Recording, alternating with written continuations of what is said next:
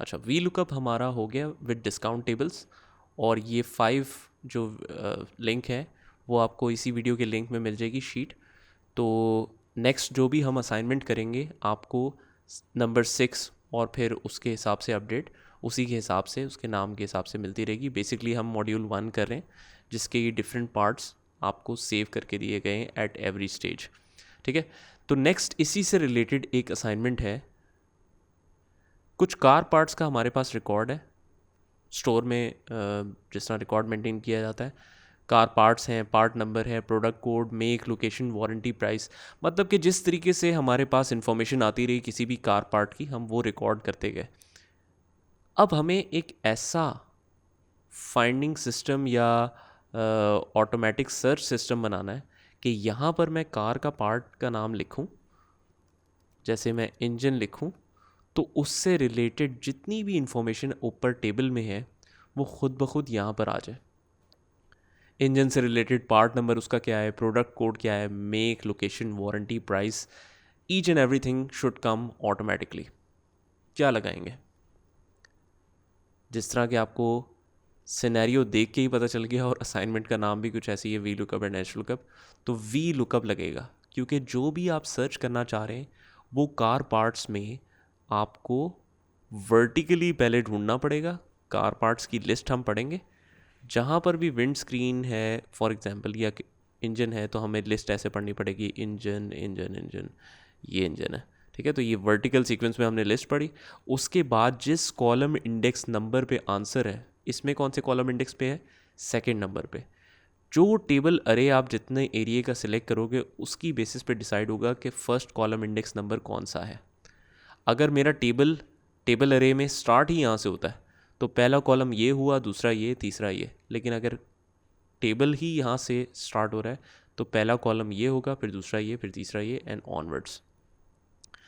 लेकिन हमने देखा था कि वी लुकअप लगाने के लिए ईजीएस्ट तरीका क्या है कि चीज़ों को नाम दे दिया जाए। अब जिस तरह मेरे पास ये लुकअप वैल्यू है, मैं बार बार ये सिलेक्ट नहीं करना चाहता, तो मैं इस सेल को सिलेक्ट करके होम टैब पे, अच्छा एक ये भी चीज़ है, ये देखें जब मैं होम टैब क्लिक करता हूँ तो ये सारा मेन्यू आ जाता है, लेकिन जैसे ही मैं वापस सेल पे जाता हूँ तो ये सब कुछ हाइड हो जाता है। ये क्या प्रॉब्लम है? एक दफ़ा ज़रा क्लिक करके हम देखते हैं। देखें होम टैब पे मैंने क्लिक किया, ये मेन्यू सारा शो हुआ है। आपको यहाँ पर आके उसके बाद ये पिन रिबन करना पड़ेगा। कॉर्नर पे जो पिन आ रही होती है ना, ये पिन आपको करनी पड़ती है। होम टैब पे हम गए, ये देखें ये पिन आ रही है, इसको हमने पिन कर दिया। अब ठीक है। अच्छा, तो मैं क्या बता रहा था आपको कि सबसे पहले आपको लुकअप वैल्यू डिसाइड करनी पड़ेगी। ये लुकअप वैल्यू है। अब इसका सेल नंबर है A20, लेकिन हम इसको नाम दे दें तो ज़्यादा चीज़ आसान हो जाएगी। नाम मैं दे देता हूँ इसको, इसका नाम है लुकअप अंडरस्कोर वैल्यू। ठीक है, और एंटर कर दिए। अंडरस्कोर मैंने इसलिए लिखा है क्योंकि स्पेस अलाउड नहीं है। मैं एंटर करना ज़रूर समझता हूँ। अच्छा, लुकअप अंडरस्कोर वैल्यू, देखें पहले से एक नाम था तो वो उस जगह पे उसको ले गया। तो मैं क्या करूँगा, इसका थोड़ा सा नाम डिफरेंट देना पड़ेगा। मैं इस सेल को सिलेक्ट किया और मैं लिख देता हूँ VL अंडरस्कोर लुकअप वैल्यू। ठीक है, ये मैंने दे दिया, एंटर किया। उसके बाद देखें VL अंडरस्कोर लुकअप वैल्यू, नाम कुछ इस तरीके से देने चाहिए आपको जो बाद में रीड करना और पहचानना आपके लिए आसान हो। इसका नाम मैं क्या दे देता हूँ, VL टेबल नाम दे दूँ। देखें पीछे नाम ये भी यूज़ हुआ हुआ है, VL टेबल। हम कहते हैं car parts underscore table, CP underscore table मैंने नाम दिया और एंटर कर दिया।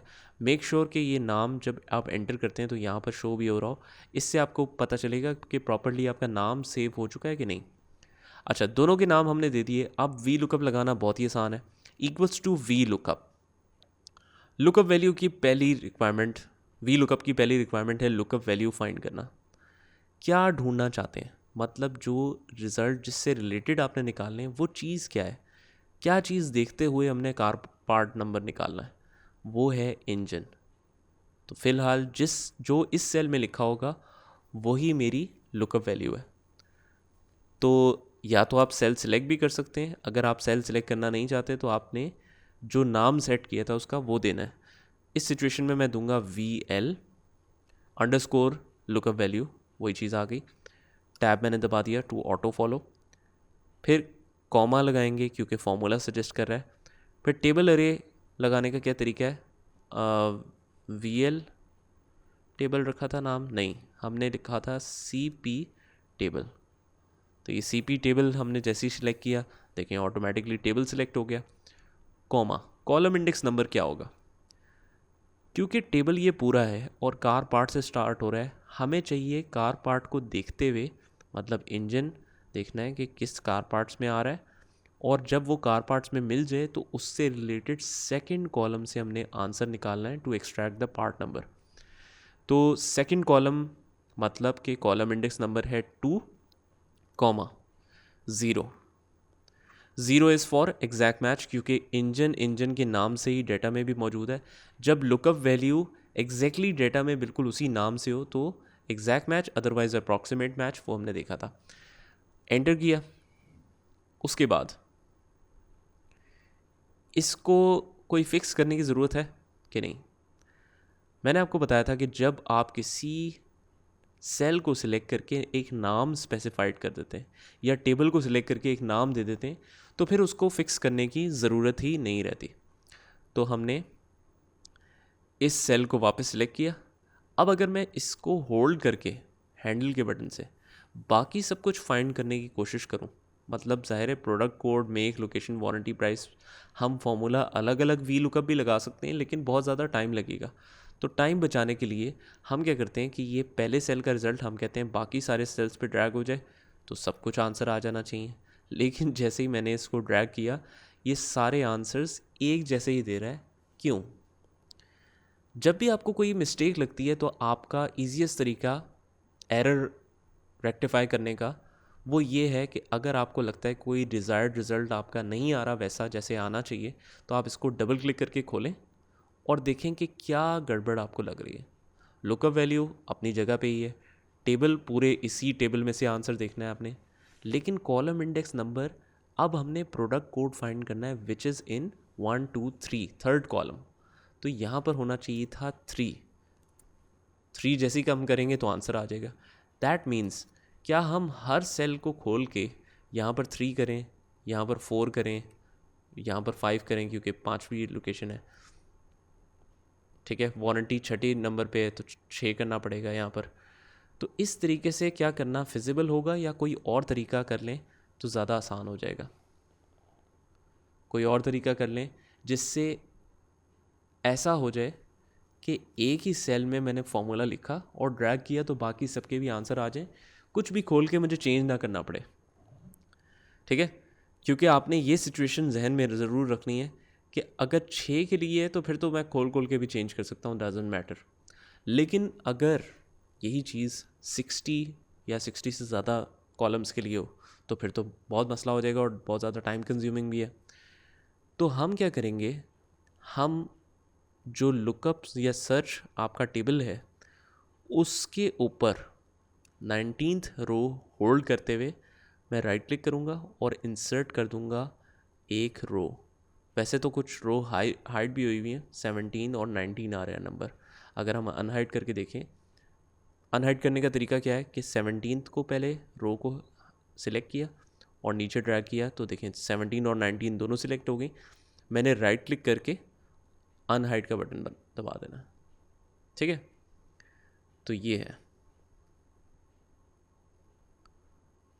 उसके बाद मैं उसको नंबर दे देता हूँ। कार पार्ट का नंबर हमने इस तरीके से देखना है कि सर्च टेबल में तो ये पहली पोजीशन पे आ रहा है, सबसे पहली चीज़ है कार पार्ट, लेकिन क्या टेबल में भी सबसे पहली चीज़ कार पार्ट ही है? इत्तफाक से बिल्कुल ऐसे ही है। लेकिन अगर कार पार्ट टेबल में तीसरे नंबर पे होता तो हम यहाँ पर कौन सा नंबर लिखते, 1 या 3? हम यहाँ पर 3 लिखते। इसका मतलब होता कि कार पार्ट टेबल में तीसरे नंबर पे है, यहाँ बेशक पहले नंबर पे, लेकिन आपने मैच किससे करना है उसको, तीसरे नंबर से, ठीक है ना। क्योंकि हम उसके कॉलम्स देख रहे हैं ना, डाटा के कॉलम्स देख रहे हैं। फाइंड हम यहाँ पर कर रहे हैं रिजल्ट्स को, लेकिन देख कौन से डाटा को निकाल के रहे हैं, वो टेबल का डाटा है, तो टेबल के हिसाब से आपने कॉलम इंडेक्स नंबर देने। इत्तफाक से ये सारे सेम है। देखें कार पार्ट पहले नंबर पे ये, पार्ट नंबर भी दूसरे नंबर पे ये। तो इसका मतलब है हम सिंपल ये भी कर सकते हैं कि एक कॉलम इंडेक्स नंबर मैंने लिखा और इसी को सिलेक्ट करके बाकी सब पे ड्रैग किया। जैसे ही मैं ड्रैग करूँगा, अगर सिर्फ 1 लिखा था तो फिर तो वो सब में 1 आ जाएगा, लेकिन साथ ही मैंने आपको बताया था कि ऑटो फिल ऑप्शंस ये ज़रूर खुलते हैं। तो आप इसको ड्रॉप डाउन करके देखें तो ये कहेगा हर सेल का रिज़ल्ट दूसरे पे कॉपी हो रहा है। आप क्या करना चाहते हैं? फिल सीरीज़ सिलेक्ट किया, देखें सारी सीरीज़ हो गई। अब हम क्या करेंगे, जो पहला हमने फॉर्मूला लगाया था उसी को खोलें, उसको कहें कॉलम इंडेक्स नंबर 2 नहीं है बल्कि ऊपर से ले लो। ये ऊपर वाला जो कॉलम इंडेक्स नंबर हमने लिखा है ये पिक कर लो। हालांकि बात तो एक ही है, 2 हम लिखें खुद से या ऊपर वाले सेल से सिलेक्ट कर लें, कोई फ़र्क पड़ना चाहिए?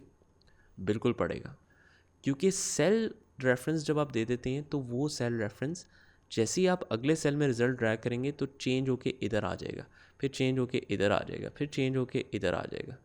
दैट मीन्स कि आपका जो काम आप करना चाह रहे थे वो खुद ब खुद हो गया, क्योंकि कॉलम इंडेक्स नंबर आपने कहा 2, तो नेक्स्ट में खुद ब खुद ये क्या हो जाएगा 3। जो भी सेल में लिखा जाता जा रहा है उसी हिसाब से आपके रिजल्ट्स भी चेंज होते जाएंगे। तो that is the solution for this. Fix करने की ज़रूरत है? कतई नहीं, ये बिल्कुल नहीं फिक्स करना आपने, क्योंकि यही तो मेन की है कि ये नेक्स्ट सेल में जाके चेंज होता रहेगा। ठीक है, तो मैं इसको एंटर करता हूँ और इसको होल्ड करके बाकी सब पे ड्रैग कर लेते हैं।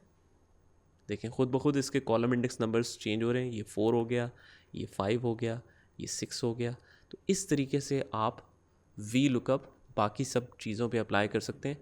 अच्छा, अगर कोई बंदा बताता है कि अच्छा ये सर्च टेबल है, मुझे यार $8,000 की एक चीज़ है, मुझे 7 आइटम्स चाहिए, तो टोटल कैसे निकलेगा? बहुत सिंपल है, equals to price multiply by quantity. ये तो फॉर्मूला ये लगना चाहिए। हैशेस का क्या मतलब है? हैशेस का क्या ये मतलब है कि कोई एरर आ रहा है इसमें? नहीं, हैशेस का मतलब है कि आपकी स्पेस जो है वो रिक्वायर्ड एरिया से कम है। तो इसकी स्पेस जब हम इंक्रीज़ करेंगे, कॉलम का साइज़ इंक्रीज़ करेंगे, तो ख़ुद ब खुद ये ठीक लिखना आना शुरू हो जाएगा। यहाँ तक आप प्रैक्टिस करें, साथ ही इसी में मज़ीद कस्टमाइजेशन देखते हैं कि और क्या चीज़ें हो सकती हैं।